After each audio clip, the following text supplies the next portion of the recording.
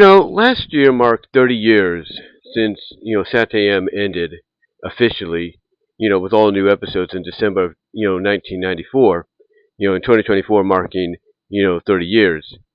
And this past February, in my case, I should say, we marked 31 years since the last episode, which was ironically the Spy Hog episode, basically the episode before the finale, aired in a repeat on February 20 in February, I should say, excuse me, of 1995. And ever since then, we as fans had always been wondering, like, what was the cliffhanger? Who was, the who did the eyes belong to?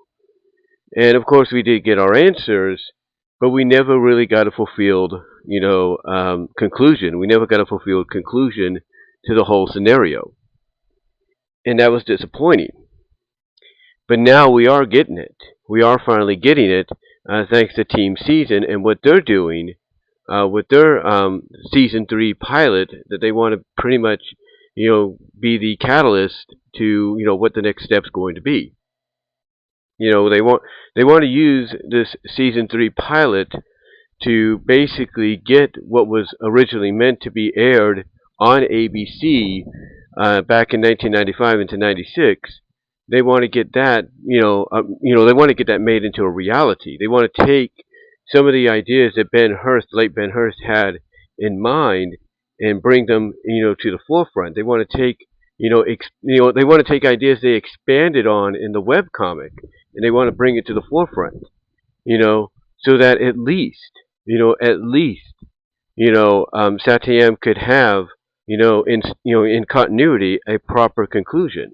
It could have a proper conclusion in everything. But what's interesting though is, for some odd reason, Sonic always seems to end, no matter what his animated series or even comic book adaptations are, he always seems to end on a cliffhanger, or at least end on end on a conclusion that feels like a cliffhanger, but it's not. I mean, for example, when you look at Sonic Underground, it only went to about 40 episodes. And what's crazy about that is it was supposed to actually go the 65 episode route. We were supposed to get 25 more episodes. We were supposed to get 25 more episodes, but we never did. It only ended on the 40th episode, and that was it. And we were supposed to get some kind of conclusion officially in the Sonic Universe 50th issue, but that got rebranded to being an issue with a big epic battle between Metal Sonic and the former pseudo Mecha Sonic, Shard. It was basically ended up being that instead of what was originally advertised. Then you take a look at Sonic X. You might say, well, Sonic X had a proper conclusion. In a way, it did. But we never really knew if Chris got back to his home, back to his home world or not. And even if he did, we don't know if Chris was, aged back up upon arrival, or he got stuck as a kid. We don't know. We don't know. These are questions that, we as fans, want to try to have answers, or want to get answers to, if you will. And, it's just crazy that of all video game characters, if you will, that, have these kind of adaptations, Sonic is probably one of the top characters out there, one of the top franchises out there that seemingly, and this is the truth, seemingly, and there's a dragonfly flying around me here, flying above me, but seemingly he seems to be like one of those characters that's just destined to never have a full conclusion. I mean, in my honest opinion, had they not added in that last part in the Doomsday Project, believing they were going to get a third season, with SatAM, had they not added that in, then Sonic and Sally kissing and the fireworks going off, at the end, that would have been perfect. That would have been the perfect ending, the best conclusion to a show, period. But they didn't do it. But they didn't let it happen, I should say. They didn't allow that to happen because they had this belief, and rightfully so, that hey, we're going to get a third season, but unfortunately they never did. And it was all due to the fact that in-house you had people selling off a lot of animation cells that they didn't have the right to sell off, for, or to sell off, period. They didn't have the right to do that. Even if they did, get paid to animate those cells for Geek Animation and Sega, they didn't have the rights to sell them. They didn't. And by the fact that Sega found out, that was happening, they pretty much, shuttered the doors, on a third season ever happening. And unfortunately, they didn't communicate in time, to the people, at Geek Entertainment, to the team of Ben Hurst, Lee, and others working with them, that there was not going to be a third season. That way, they could at least try to edit, if you will, they could try to edit the, they could try to edit basically, that cliffhanger that they put in there for the potential third season out. They could edit it, out of the equation, if you will, so that way it wouldn't be, something that would, bother fans for a long time. It wouldn't be something that would bother fans, for 30 plus years, if you will. It wouldn't be that way. It wouldn't be, something, and I'm back inside, but it wouldn't be something that would bother fans for so long. And, unfortunately, that's what happened. Because they didn't, in my opinion, get to them in time and give them the memo of, hey, we're not going to do a third season because of what your crew pulled behind your back and behind our backs, or at least try to. But like I said, it's not just, SatAM or Underground or even Sonic X to an extent. Heck, let's take a look at the recent Sonic Prime. I mean, obviously there was plans to do a second season, if there is going to be a second season, despite what people may say. And even though things got restored, the first season, if you will, or the third season, however they want to view it, because Netflix, streaming platforms like Netflix view a certain amount of episodes as different seasons. Basically, the quote-unquote third season, or the third chapter of season 1, if you will, concluded on a cliffhanger, thus obviously hinting that there was going to be more seasons to come. But it never happened. And if it is going to happen, they need to at least let people know about it real soon. But again, nothing has come of it as of yet. And it's just mind-boggling. I mean, the only show that Sonic's ever been in that you could say had proper conclusions, were Sonic Boom and Adventures of Sonic the Hedgehog. But the thing is, those shows basically had no real, I guess you could say, continuity to them, except for maybe the finale for Adventures, and that's it. That's it. There was no real solid continuity or connection, between the episodes when it came to those two shows. But like I said, it's not just the cartoons, also the comics, mostly Archie comics. They basically became infamous for not one but two cliffhangers, if you will. And well, I wouldn't say the second one's a cliffhanger, but technically it serves as it when you really look at it. Mainly because of the fact that when we go to 247, basically the last issue before the second Genesis wave that led us into the Sonic Mega Man crossover, that right there ended on a cliffhanger. It ended on a cliffhanger on what was probably the biggest, and in my opinion, probably the most controversial and most unneeded long-length story of a character being turned bad because of something they did for good, but being pretty much having that thrown out in the Mecha Sally situation. In the Mecha Sally situation, all of that hard work, if you will, put to waste due to the fact that behind the scenes issues involving certain individuals who we know by name who they are, basically caused the book to have to basically be flipped on its head and basically have any resemblance of what it was, cleaned out and try to retain some kind of familiarity with the core characters that we as fans come or have come and came to love. And again, we all know what that reasoning was, but we got no conclusion officially. Did we get conclusion in the fan-made Archie Sonic Online? Yes, we did. Did we get some kind of conclusion in other people's take on it? Yes, we did. Like the Mobius Comics take? Yes, we did. We got proper conclusions, or satisfactory conclusions, if you will. Even Game Boy Sage did their own thing, and other people have done their own thing.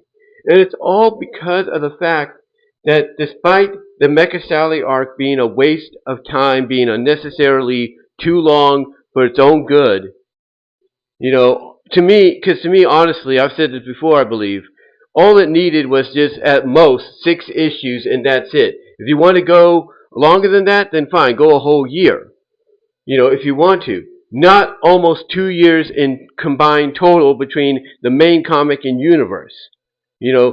Don't do that. That is, to me, way, way too long. That is just way too long. I mean, if you want to look from the main comic perspective, take the ending of 230, take out that one issue, or at least the backstory, at least. Well, not the backstory, but the main story, if you will, which is nothing more than an advertisement, tie-in for the Olympics.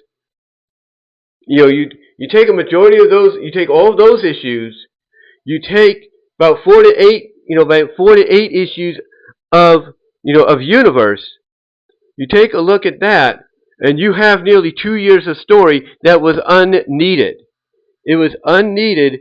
All they had to do, in my opinion, at longest, is go a year within the main comic and maybe even, the spin-off, the universe book, and be done. That's all you had to do.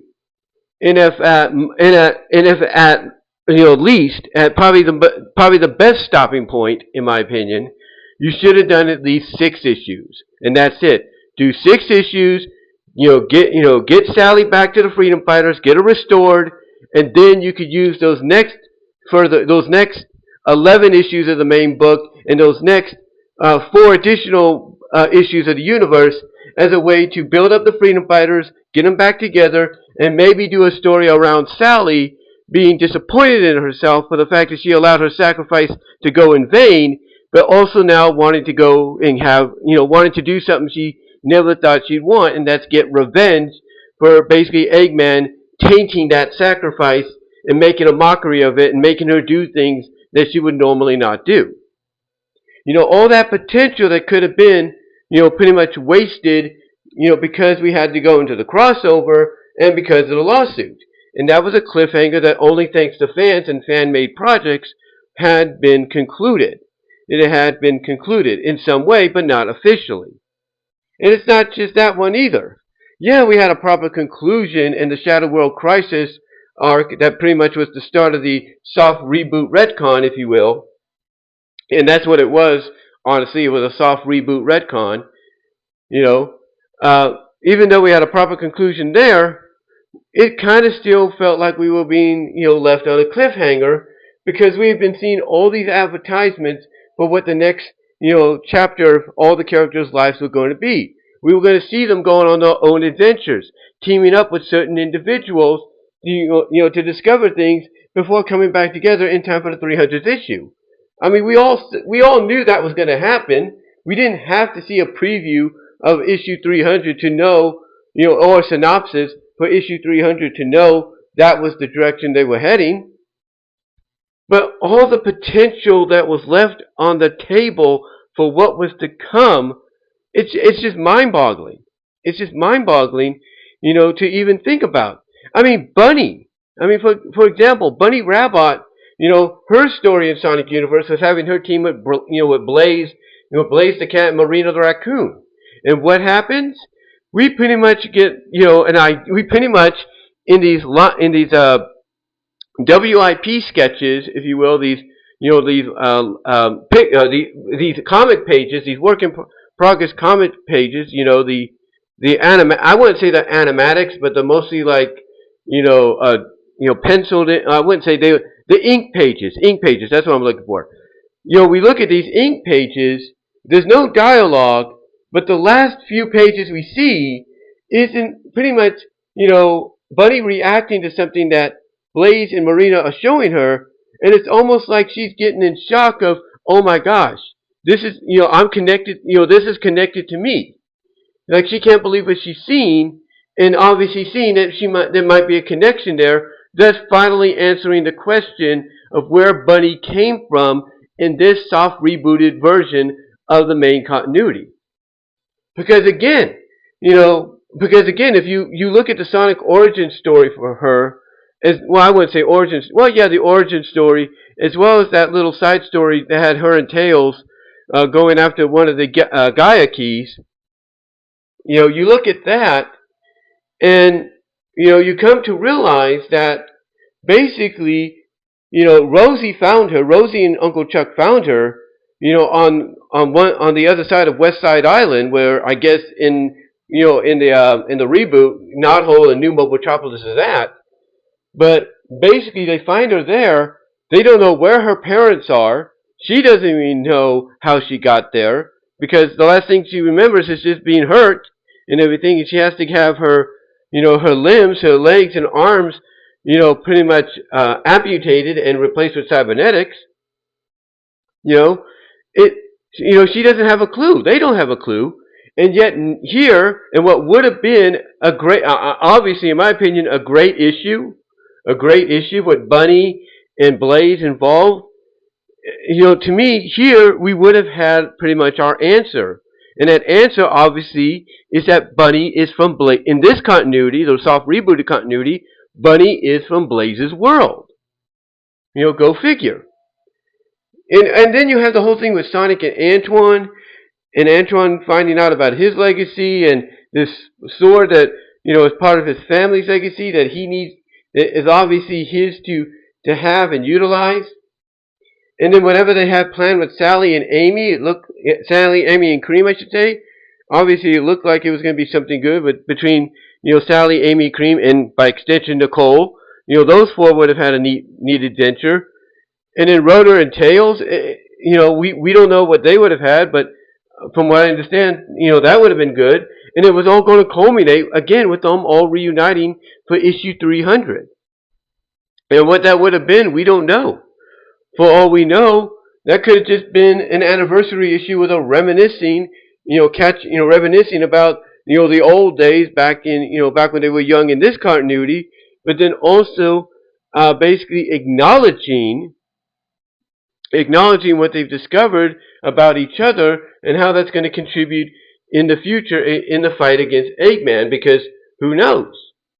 Who knows what would happen in between those issues, because the issues would have ran, believe it or not, in Universe, that this whole scenario would have started, believe it or not, and I have pretty much the poster size version of that would have been issue 292.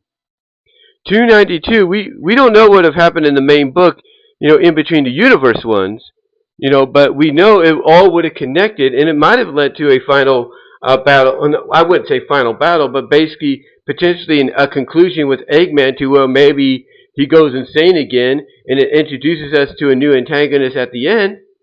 We don't know. We don't know, because basically all of that was left on the table. All of that was left on the table of cliffhangers, along with all the other Sonic cliffhangers that have been left on that table as well. I mean, at the end of the day, it seems that no matter how hard people try to give a character or a franchise like Sonic a proper conclusion in animated, live action, or comic book form, it always seems like the people in charge of that franchise want to get in the way. They want to get in the way and say, no, you can't put a bow on this just yet. You can't do this, you can't put a finale bow on this just yet. You can't wrap this up just yet. And to me, it's just ridiculous. Now, I know people will say that Sega of Japan and Sega of America, but mostly Sega of Japan, SOJ, is becoming a little bit more lenient, giving more leeway and all that, being more, hands off at times, but they still have the final say in some cases. They do. They still have the final say in some cases.